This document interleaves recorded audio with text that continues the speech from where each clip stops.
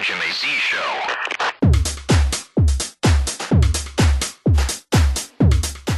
This is amazing. At Salon.com, why Rush Limbaugh and the political right turned on Trayvon Martin. I never turned on him. I've been saying all along, I think that it appears that something went wrong. I'm not sure that Zimmerman is completely in the right. And I think that at some point the police dropped the ball. But in thinking about this article, I realize one big thing that the left does not get.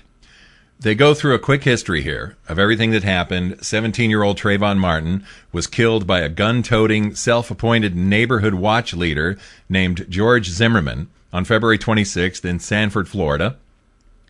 Zimmerman was not and has not been arrested. And I go through, we've talked about all of this, and anything we haven't talked about, you've heard ad nauseum on television. And then they talked about how the story became, instead of a local story, it became a national story. Coverage from the Huffington Post, a March 8th CBS News report, and related Associated Press stories led to widespread internet and cable news coverage. Except on the right.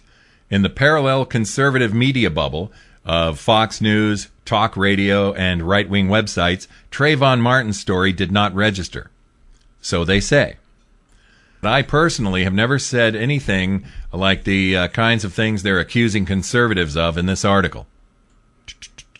The article continues, even after the major national newspapers began getting into the story, after the NAACP began demanding the Justice Department investigate, the right-wing press and commentariat kept silent. Now, you know, one of the reasons why people in the conservative media were hesitating, and I was hesitating, is because when you have the NAACP involved and demanding Eric Holder get involved, Eric Holder is Barack Obama, and Barack Obama is Eric Holder, and we're talking about getting the Department of Justice involved, and conservatives don't trust the Department of Justice at all anymore. So I think conservative news and conservative commentators were waiting because clearly there was not enough information. There is still not enough information for anyone to make any definitive declaration of anyone's innocence or guilt. No one knows for sure. They don't now, and they certainly didn't know 2 or 3 weeks ago.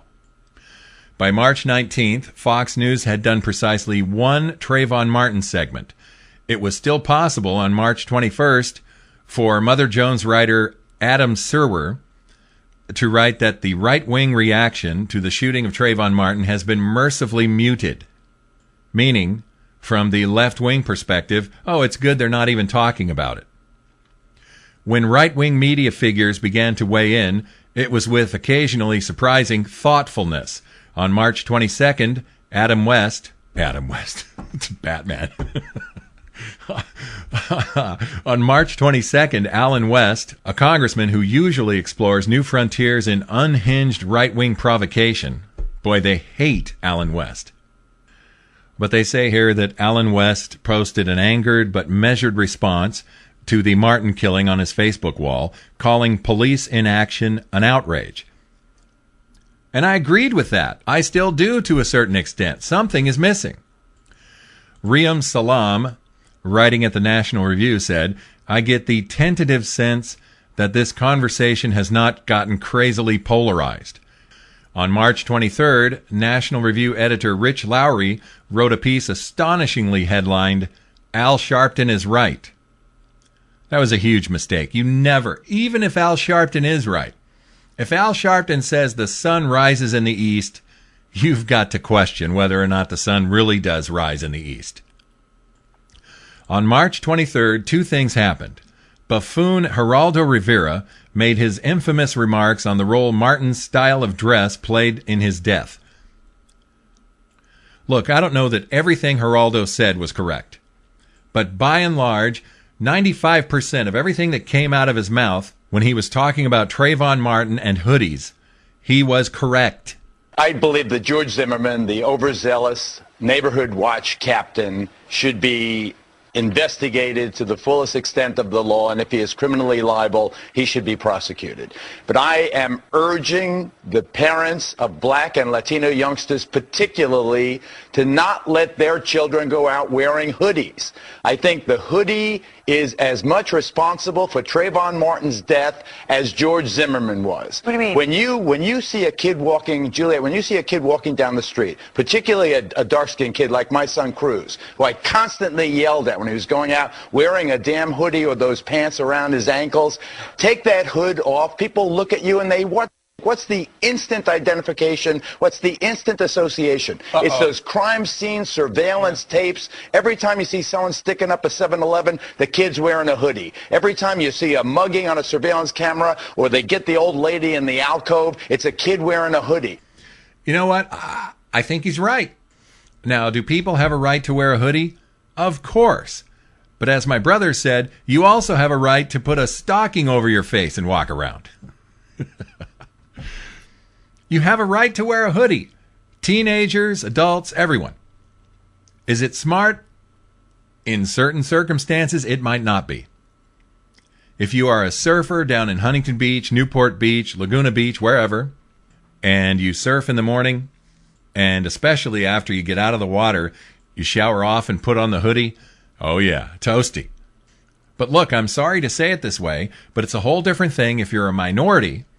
Geraldo said Hispanic and black, and I'm sure that got a lot of people ticked off. But if you're a minority and you're wearing a hoodie and sunglasses and you walk into a liquor store, the owner is going to get nervous. Period. That's it. This isn't the least bit racist. It is what it is. I went through a whole thing a couple of days ago, and I explained to you my philosophy is it is what it is. It would be nice if you could wear a hoodie and it was not tied to robberies or gangbanging.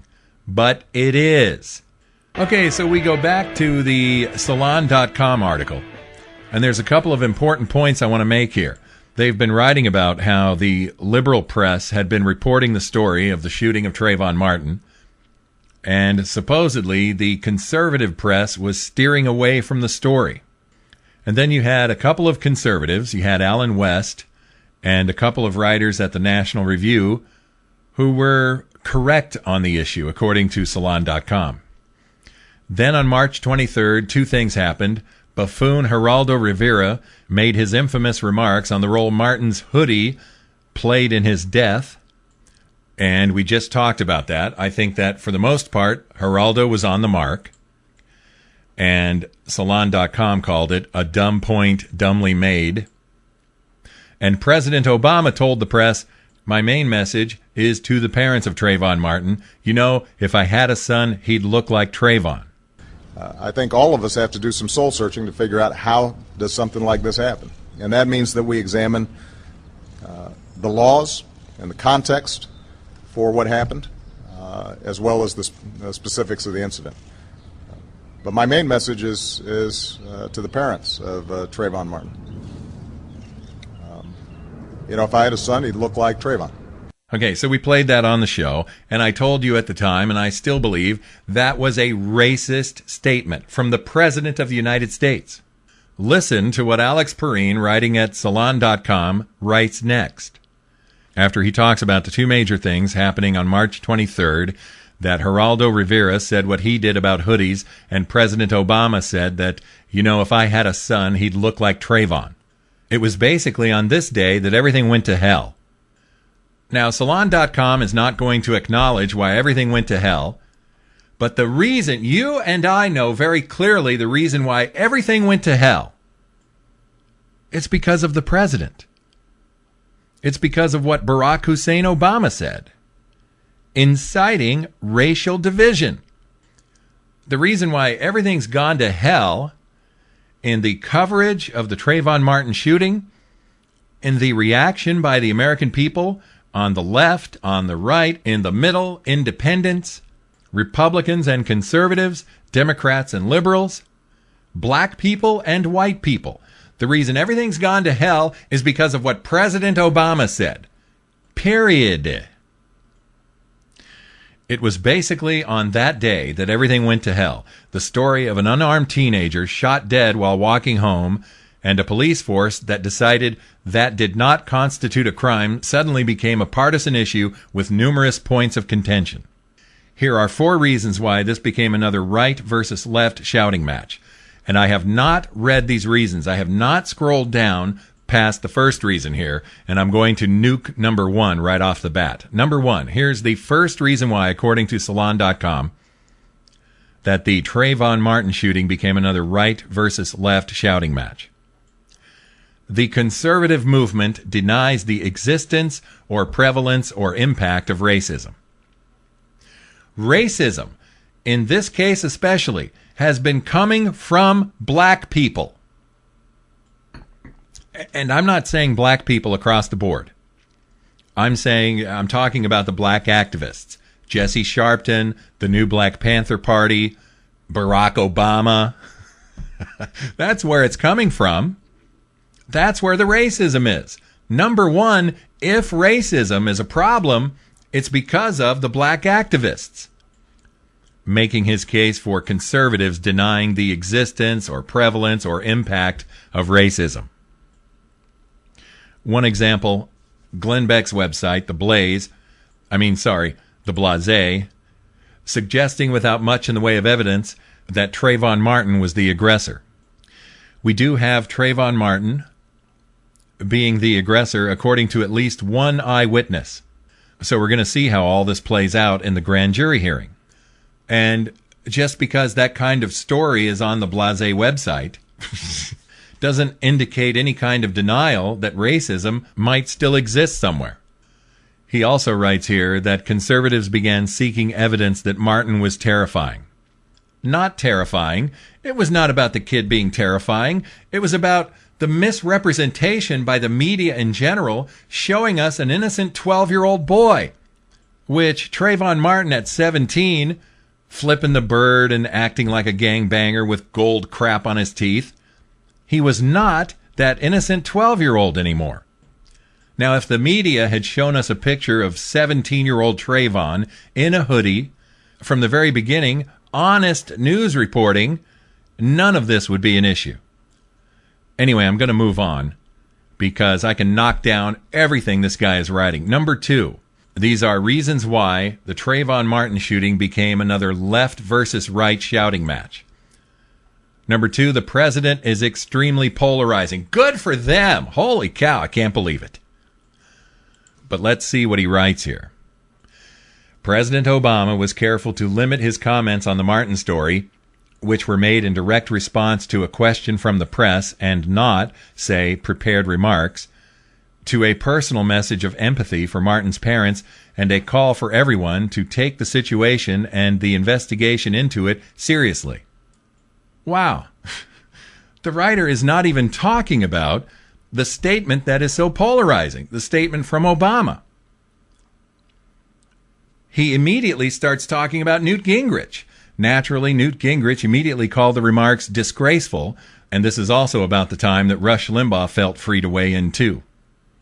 Notice that he's not even writing about why what the president said was so polarizing. Obama was sowing the seeds of racial division. It is a simple fact that when the president takes a position on something, anything, roughly 50% of the nation then decides to take the opposite position. Once Obama spoke out, caring about Trayvon Martin became a Democratic issue, and Republicans felt not just free, but obligated to fling all sorts of feces. That's the S word he wrote. I said feces. You know, it's amazing to read an article like this where in 2 places he stated the truth right here on Salon.com. Earlier, the author writes, it was basically on that day that everything went to hell. And it did because of Obama. And then, listing out the reasons why everything has gone to hell, he gets it right by saying the president is extremely polarizing, and then goes about blaming the Republicans and conservatives for Obama being polarizing. But my main message is to the parents of Trayvon Martin. If I had a son, he'd look like Trayvon. Newt Gingrich on the 23rd of March was talking about what the president said about if I had a son, he'd look like Trayvon. This was Newt Gingrich on Hannity. What the president said, in a sense, is disgraceful. It's not a question of who that young man looked like. Any young American of any ethnic background should be safe, period. We should all be horrified, no matter what the ethnic background. Now you tell me where Newt Gingrich was out of line there. He went on, is the president suggesting that if it had been a white who had been shot, that it would be okay because it didn't look like him? That's a great question. That's just nonsense dividing this country up. It is a tragedy this young man was shot. It would have been a tragedy if he'd been Puerto Rican or Cuban, or if he'd been white, or if he was Asian, or if he'd been Native American. At some point, we ought to talk about being Americans. When things go wrong to an American, it is sad for Americans. Trying to turn this into a racial issue is fundamentally wrong. I really find it appalling. And so do I. I don't think there's a thing wrong with what Gingrich said about Obama there. And just in case you're curious, the other two reasons that the author here at Salon.com says made everything go to hell is the killing was already political. No, it wasn't. I'm not going to go through the case here. And because of racism. Of course, at the root of most noxious material from the far right is simple racism. Racism has nothing to do with it. If you want to look at racism, it's coming from the president. It's coming from Jesse Sharpton. It's coming from the new Black Panthers. But it's not coming from conservatives. It's not. The Jimmy Z Show.